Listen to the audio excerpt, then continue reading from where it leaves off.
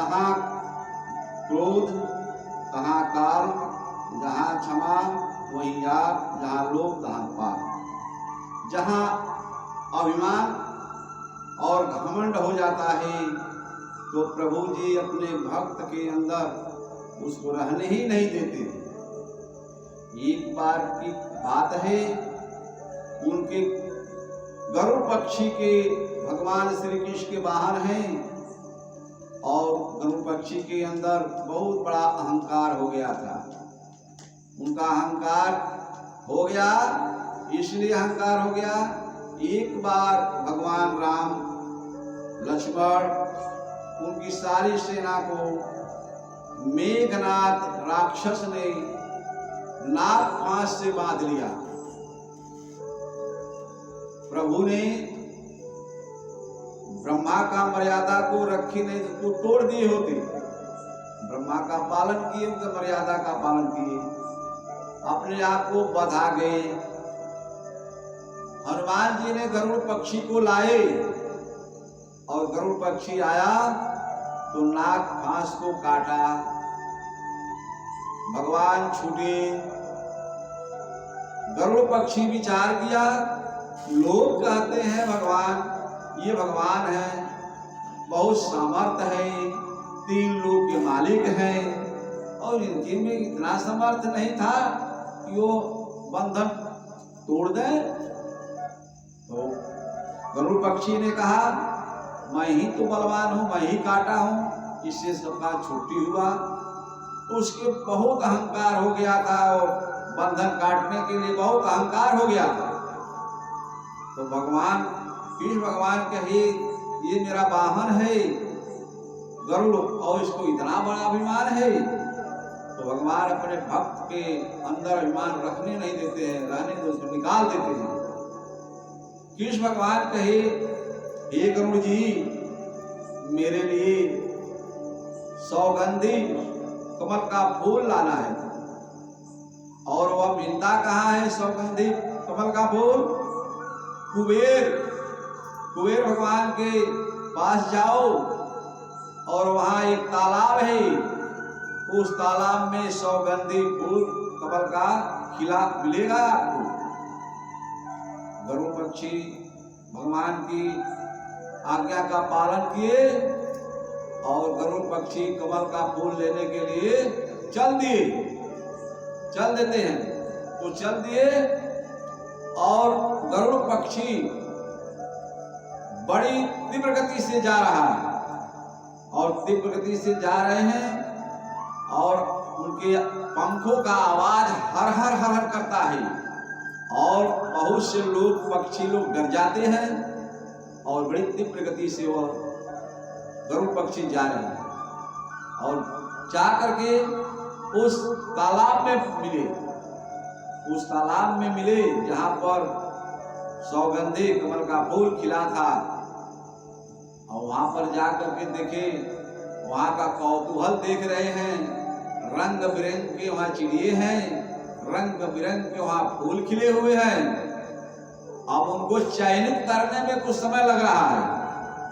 वो चयनित कर रहे हैं कि सौगंधी कमल का फूल, वो चयनित कितना सुंदर फूल मैं ले चलूं प्रभु, देख करके खुश होंगे। वह चयनित कर रहा था गरुड़ पक्षी।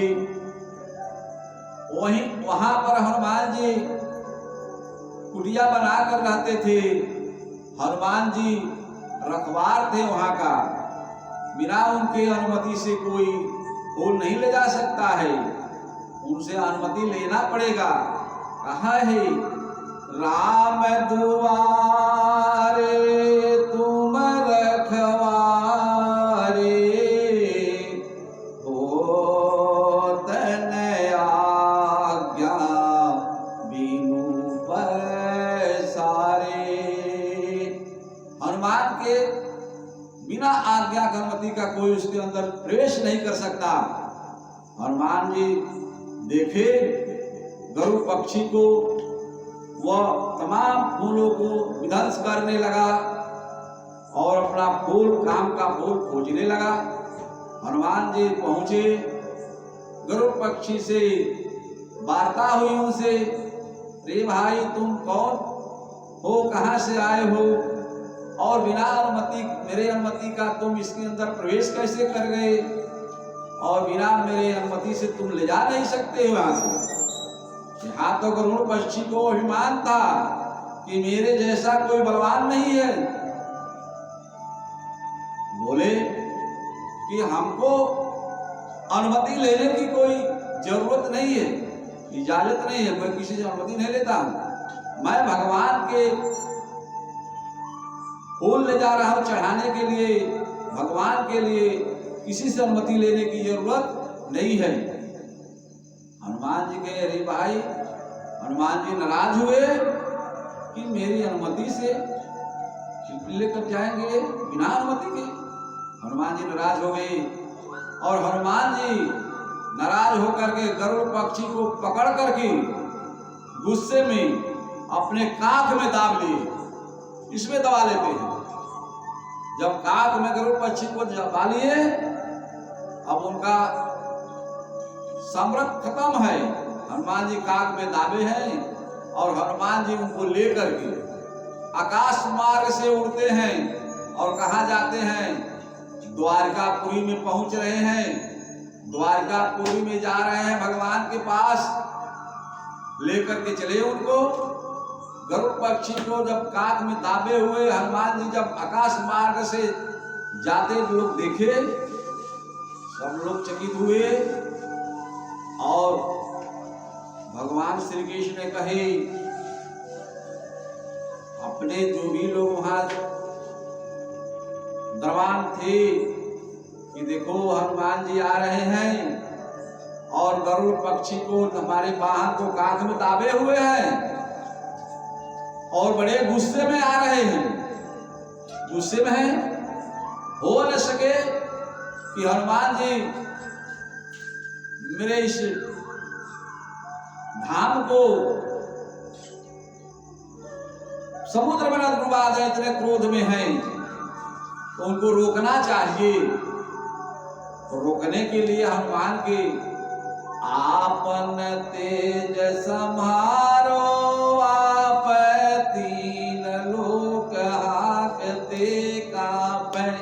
कोई को बेग को रोकने वाला नहीं है। तो कृष्ण भगवान कहे, ये हमारे रोकने से भी नहीं रुकेंगे और किसी के रोकने से हनुमान जी नहीं रुकेंगे, क्योंकि ये बिना इजाजत का प्रवेश कर गया और उनके कह रहा हुआ कि हमको इजाजत लेने की जरूरत नहीं है। हनुमान जी बड़े गुस्से में हैं। हनुमान जी को शांत करना होगा।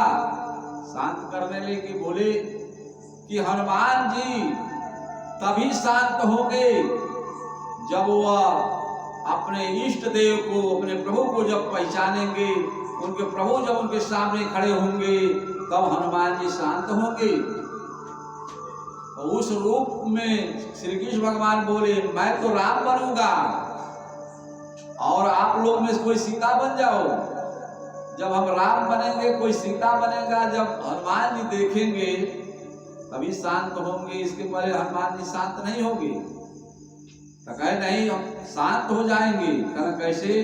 तो कृष्ण भगवान सोचे कि लाओ सुदर्शन चक्र चला दिए और सुदर्शन चक्र गया हनुमान जी के पास। जब ही पहुंचता है तो हनुमान जी एक दूसरे हाथ से पकड़ करके उनको भी एक काख में दबा लिए।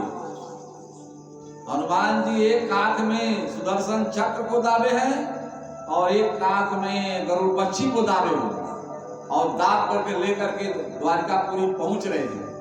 भगवान कहे, बहुत हनुमान जी क्रोध में आ गए हैं, इतने बड़ी शक्ति, चक्र को भी अपने हाथ काख में दाबे हैं और गरुड़ पक्षी को दाब लिए। तो कहे इनको शांत नहीं किया जाएगा तो ये हमारा धाम जो है खत्म हो जाएगा, या उठाकर के समुद्र में हनुमान जी डाल देंगे द्वारकापुरी।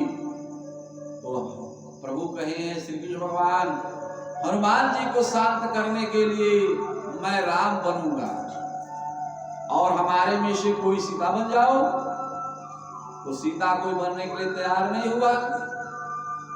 तो राधिका जी को कृष्ण भगवान उनको बुलवाए। राधिका जी सीता बनी और कृष्ण भगवान राम बने। हनुमान जी जब आ रहे हैं तो उनके आगे दोनों लोग खड़े हो गए। हनुमान जी अपने इष्ट देव को, अपने परमात्मा को, अपने भगवान को देख करके वहीं झुक गए। अब राम रूप में कृष्ण भगवान बोल रहे हैं, क्या हनुमान जी ये क्या लेकर के आ रहे हो? ये बेचारे पक्षी को क्या कैसे आपने ले पकड़ लिया, क्या करो जरा? हनुमान जी ने कहा, हे प्रभु जी, ये पखेरु है, ये पखेरु, इससे मैं दबा लिया हूं, देखे जब मैं ले लिया हूं। कहा सुदर्शन चक्र को भी आपने काक में लिए हुए। कहा ये एक छोटा सा खिलौना है, ये छोटा सा एक खिलौना है, ये पखेरु पक्षी है, इसको मैं लिया हूं। भगवान कहे कि छोड़ दो इसे, बेचारे पक्षी को, कि जाए अपना चरे खाए, इसको क्यों पकड़? हनुमान जी जब प्रभु की अनुमति पाते हैं, श्री रामचंद्र जी को देखे, सीता जी को देखे तो शांत हो गए और उनके आज्ञा का पालन करते हैं। हमेशा प्रभु की आज्ञा का हनुमान जी पालन किया करते थे। हनुमान जी उनकी आज्ञा का पालन किए और पक्षी को छोड़ देते हैं और सुदर्शन चक्र को भी छोड़ देते हैं। अब यहाँ गरुड़ पक्षी को ये पता चला कि मैं कहता था कि मेरे जैसा कोई बलवान और मेरे जैसा कोई पूरे विश्व में नहीं है, मैं ही बलवान हूँ, मैं ही श्रेष्ठ हूँ, लेकिन श्रेष्ठ कोई और।